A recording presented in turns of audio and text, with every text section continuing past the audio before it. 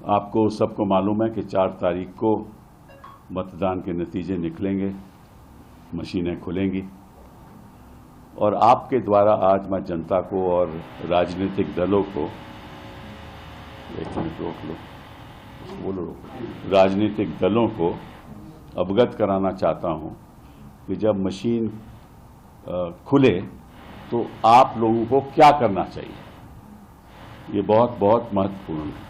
तो मैंने एक चार्ट बनाया आपके लिए, सब दलों के लिए चार्ट बनाया है और जो भी वहाँ काउंटिंग एजेंट बैठे हैं उनके लिए चार्ट बनाया है कि आपको क्या सुरक्षा करनी चाहिए काउंटिंग के वक्त। ठीक है, तो मैं चार्ट ये आपको दे भी दूंगा। अब इस चार्ट में आप देखोगे कि पहले लिखा है CU नंबर। CU नंबर मतलब कंट्रोल यूनिट नंबर, बाईं तरफ ऊपर कंट्रोल यूनिट नंबर। उसके नीचे लिखा है BU number, that means ballot unit number. So control unit number होगा यहाँ, बैलेट नंबर यूनिट होगा। ठीक है, और फिर पेपर सील होगी, उसकी पेपर सील होगी, VVPAT ID होगा। सो ये चारों चीजें लिखित रूप में होंगी वहां।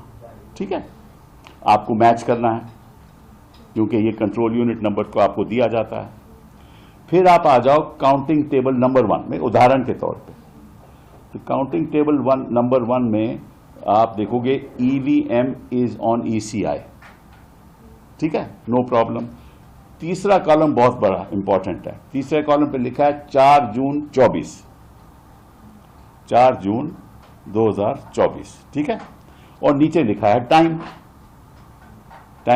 मतलब कि ये रिजल्ट से पहले ये लिखित रूप में आ जाएगा 4 जून टाइम। कब मतलब कि कब ये इसका टाइमिंग कब होगा ये पता चल जाएगा आपको। ठीक है, अगर इस टाइम में अंतर हो तो गड़बड़ है। तो आपको देखना है कि इस टाइम में कोई अंतर नहीं है, क्योंकि जब भी आप काउंटिंग टेबल नंबर 1 में 4 जून का खुलेगी मशीन तो आपको देखना है क्या टाइम है। ठीक है, उसमें कोई अंतर होगा, मतलब टाइम अलग दिखाएगा कि इसका मतलब कहीं और भी खुल चुकी है। ठीक, फिर अगला टेबल और इंपॉर्टेंट है सीरियल नंबर।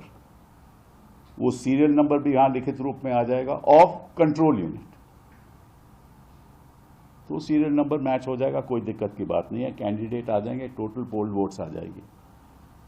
ठीक है ना, टोटल पोल वोट्स जब आ जाएगी तो ध्यान से इसको देखना, ताकि जब काउंटिंग में वोट ज्यादा हो तो गड़बड़ी। फिर आ जाओ आप, अब जब ये ऊपर की बातें सब हो जाएं तभी आप रिजल्ट बटन दबाने की अनुमति देना। पहले EVM, पहले 4 जून time, serial number, candidate, battery जो भी है, जब ये खत्म हो जाए तब आप उसको बोलना कि आप रिजल्ट बटन दबाइए।